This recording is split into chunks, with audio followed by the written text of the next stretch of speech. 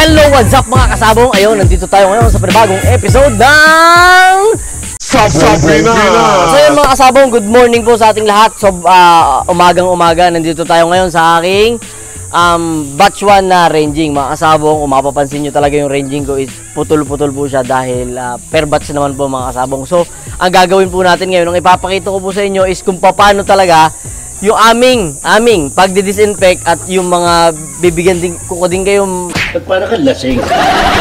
ng tips kung paano talaga mag-disinfect mga kasabong dahil dito sa amin hindi kami syempre basta nakapag-disinfect lang. Syempre mga kasabong kailangan minamanual na linis mo yan kahit gaano pa kalaki yung lokasyon mo, kahit gaano pa kaliit yung lokasyon mo. Mga kasabong, hindi importante dito yung lawak Di ba mga kasabong? Dahil iba-iba naman tayo ng buhay. Sa pagmamanok, merong maliit na lokasyon, merong malaking lokasyon, pero ang importante doon mga kasabong, dapat malinis. Mga kasabong, kita nyo, minamanual muna yung paglilinis dahil hindi po tayo basta disinfect lang. Dahil mga kasabong, yung mga eye contact natin yung mga nakikita natin na bakterya dyan, yung mga ipot-ipot na yan, yung mga laglag ng damo, yung mga, basta, kailangan mga kasabong, malinis. Yun muna yung ating unang lilinisin. Siyempre, hindi naman mapapatay ng mga bakterya, ng mga pang-disinfectant natin yung mga although, pwede, may possible na mapatay, pero mabubuhay lang ulit dahil madumi siya Di ba mga kasabong, kaya manual na linis muna talaga yung ating unang gagawin bago tayo magdi-disinfectant. Di ba? Minsan kasi may mga magsasabong dyan na basta na lang nag-disinfect ng kung ano-anong pang-disinfect tapos hindi naman nililinis yung area. Kaya mga kasabong, importante talaga na yung ginagalawan ng ating mga manok, lalong-lalo na ng ating mga sisiw, yan dapat mga kasabong malinis. Para tayo ay iwas sa sakit, mga kasabong Tsaka tayo, yun nga lagi ko sinasabi sa ating mga viewers dyan sa ating mga tropa din. Kadiri. Kung kailan tayo may sakit na yung manok, tsaka tayo sumisipag maglinis, na iisipin natin kasi ang dumi ng area ko Di ba mga kasabong, bago ka palang magmanok, di ba mga kasabong, dapat marunong ka na maglinis. Kung hindi ka marunong maglinis, huwag ka na magmanok. Wapang ka rin Di ba mga kasabong, ayan. Kaya dahilan kung bakit kahit naman pa paano mga kasabong, healthy naman yung ating mga nasa range dito. And so on, doon sa kabilang lokasyon natin, yan, mas magiging malinis tayo doon at mas magiging, tawag dito, organized tayo mga kasabong. So yun, start tayo. Video muna tayo mga kasabong. So yun mga kasabong, maidagdag ko lang ngayon, pumapasok na yung tag-ulan. Siyempre mga kasabong, yung bakterya dyan is mas nabubuhay yan pagka yung wet yung lugar, basa yung lugar, malamig yung lugar mga kasabong. Kaya pagka summer, ayan, mas maganda yung paupausok lang. Nagsusilab-silab tayo sa medyo malalayo sa ating mga manok. Pero syempre, hindi porket dahil tayo ay nagbabaksin, mape-prevent na lahat ng sakit. Hindi mga kasabong, hindi ganun yun. Dahil merong mga sakit na walang baksin. Di ba mga kasabong? Tulad na lang ng sipon. Mga kasabong, wala namang baksin ng sipon Dahil mga kasabong, ang sipon is madaling dumapo, madaling gamutin. Kaya hindi na po yan talaga. Kahit sa tao mga kasabong, walang baksin ng sipon. Lahat ng mga binabaksinan na sakit, yun yung mahihirap gamutin. Kaya pagka nakarinig tayong ng kuray sa baksin, kaya mga kasabong, yun yung mga initial, madaling gamutin. Pero mas mahirap siya gamutin unlike sa mga sipon-sipon na ganan.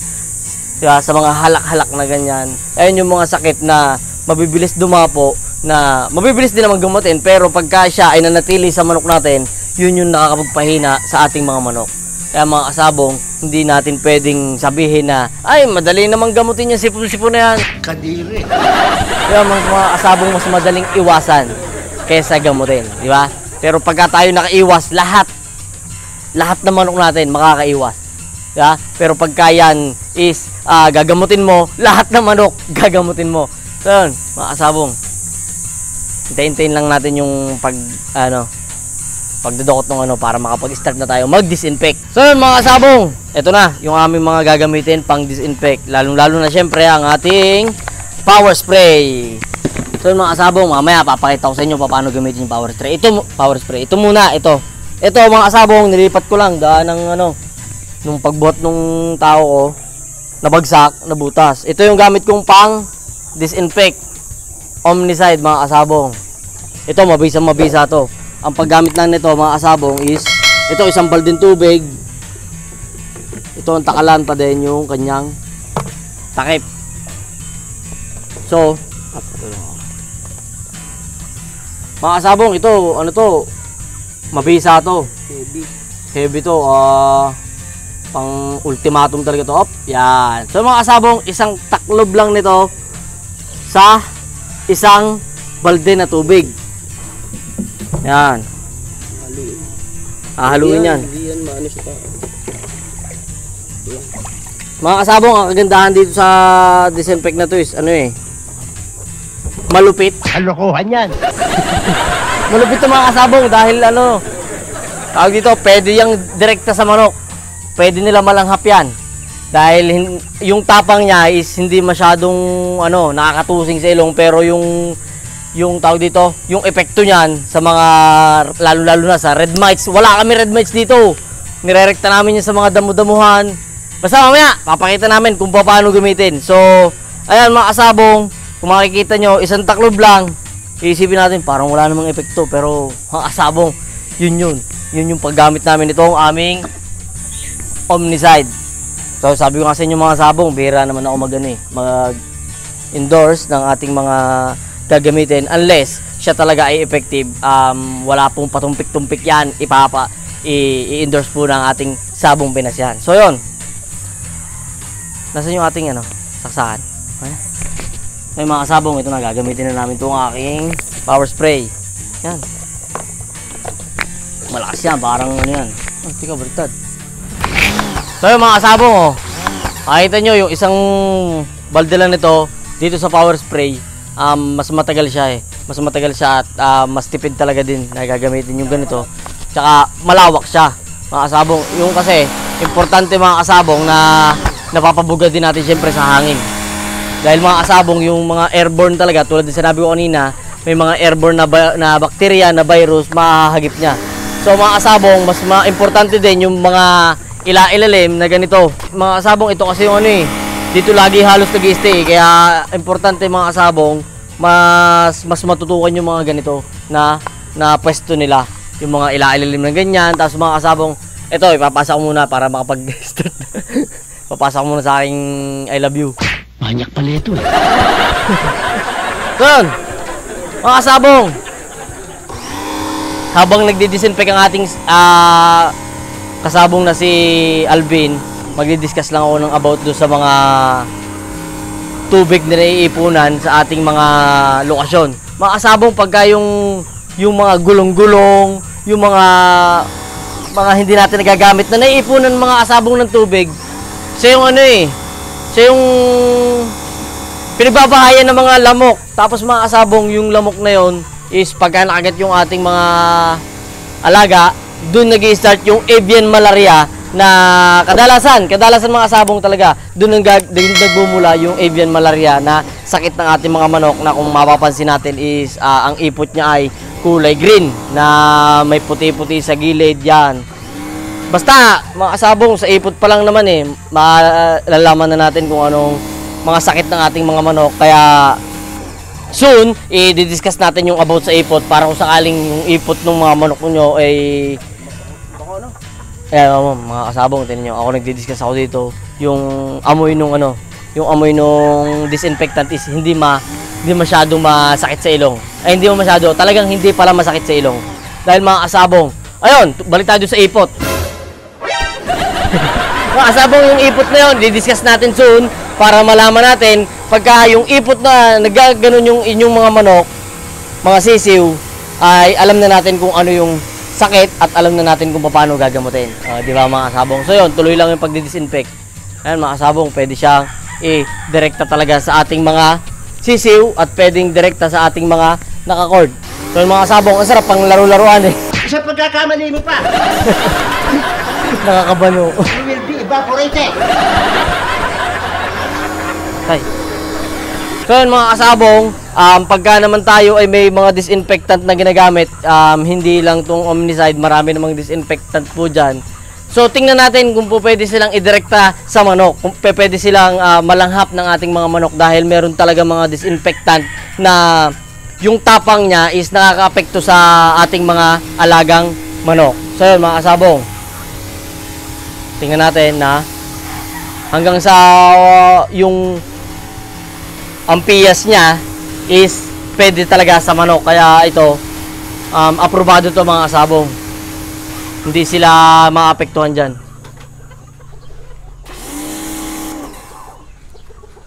Mga kasabong nga pala, pagka yung mayroon kaming mga may sakit na hindi mo masakit, parang basta yung mga hindi mo siya magaganda yung kondisyon ng aming mga sisiw, turo din to sa amin na ibibigay nila. Pwede namin siyang gamitin pampaligo eh. Pero konti-konti lang, hindi siya ganun kadami na parang i-disinfect mo. Yung pampaligo ng aming lalagyan namin, let's say wash out shampoo, papatakan namin yan ng konting disinfectant kasi baka mamaya may mga hayop na nagagala-gala sa katawan ng ating mga manok. Isa sa dahilan kung bakit may stress sila. So pakita mo yun, yung paano siya ginagawa. So yun mga kasabong, binabatuhan niya ng hangin yung ating mga naka-cord, pati yung ating mga net, dahil mga kasabong yung mga net na yan hindi natin mga nakikita yung mga naninirahan dyan, kaya importante na pinubugahan natin yan ng disinfectant natin. Kaya mga kasabong, pagka tayo ay magdi-disinfect, make sure na papaikutan natin lahat.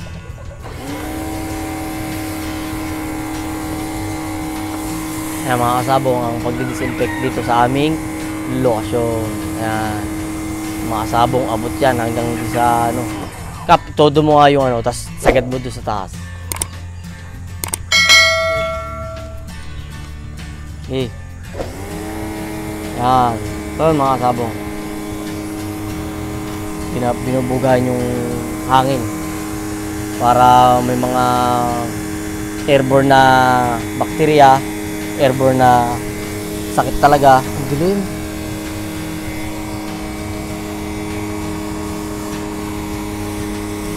So yun mga kasabong, dito pa lang to sa area na to. So mamaya lilipat kami dito sa kabila para mas masakop natin yung kabilang area na yun. So yun mga kasabong, nandito naman tayo sa kabila. Gamit pa rin natin syempre itong ating crudo. Mga kasabong hindi crudo to baka mamaya dahil sa premiere isipin nyo kung ano itong gamit namin pang disinfectant.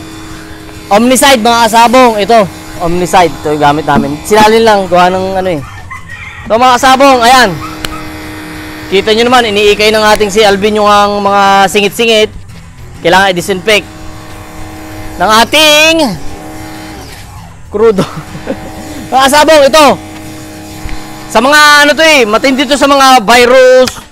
Kaya pag may mga kaibigan kayo dyang masasama ang ugali, Masama yun, ha? mga may virus sa pag-uutak, kaya mga kasabong, paliguan mo. Wag po, wag. Para umayos naman ang sistema niya. Yung mga kasabong, meron na rin ako dito, malapit-lapit paliguan ng Omnicide dito. Hihirit pa. So mga kasabong, ayun na, ang aking mga alaga. Pakita mo, mga alaga natin. Pakita mo, yan. Alright. Kaya mga kasabong, ating mga sisiw. Yan. Dito kasi sa area na to, dalawang balde yung gamit namin kasi medyo malaki yung area. Parang lang naglalandi. So yun mga kasabong, ang paggamit din natin syempre ng disinfectant natin ay importante din dahil pagka sobrang kapag sobrang tapang niyan is makakaapekto sa ating mga alaga. Baka naman kasi sabihin nyo na sabi ni Sabong Pinas mag-disinfectant, bet namatay ang aking mga sisiw. Alam ko ang may kasalanan nito. Ito Baka mamaya gamit nyo sa rocks. Ito das. Pwede naman talaga yung mga kasabong pagka may mga magmamano kasi talaga na ano eh, wala budget, mahina yung budget. Pwede yun, Sunrox, pero wag nyo i-direkta sa manok. Alisin nyo muna yung mga manok nyo bago natin gamitin yung mga disinfectant na ano. Kasi Sunrox is ano yun eh, matapang niya kahit naman sa mga tao, matapang yung ano yun. So yun mga kasabong, syempre yung kanilang tinutulugan, yung kanilang area kung saan sila mas nag-i-stay. Kaya kailangan mas focus na natin yun. Teka lang. So yung mga kasabong, dapat pati yung mga ipot-ipot sa gilid, dyan sa bubong, mamaya ititirahin din yan. Oo, bahay nila yan mga kasabong. Dyan lagi sila nag-i-stay. So yung mga kasabong, ako naman yung maglalandi. Ito, mga ipot na to, oh. Diba? Yung mga kasabong, dapat yan, tinatanggal talaga eh. Yung mga ipot-ipot na yan. Para hindi naman pangit. Siyempre mga kasabong, yung bakterya niyan, mamamatay na dito, oh. Kahit di mo masyado i-disinfect dahil mainit yung araw. Pero syempre dahil para naman pag may bumisita sa atin is hindi maganda. Presentable naman syempre. Kailangan din dapat nililinis natin. Ayan mga kasabong, ubos na. So doon naman sa kabila, ano yan. Meron pa yun sa kabila. Kaya lang, lilinisin ko na ito ng bumbo. Kaya mga kasabong, tuloy! Bangi!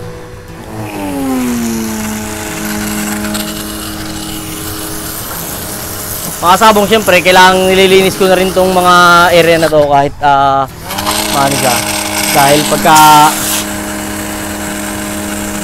pagka may bumisita sa atin, lalo pupulaan yung manukan natin, sasabihin masyado madumi.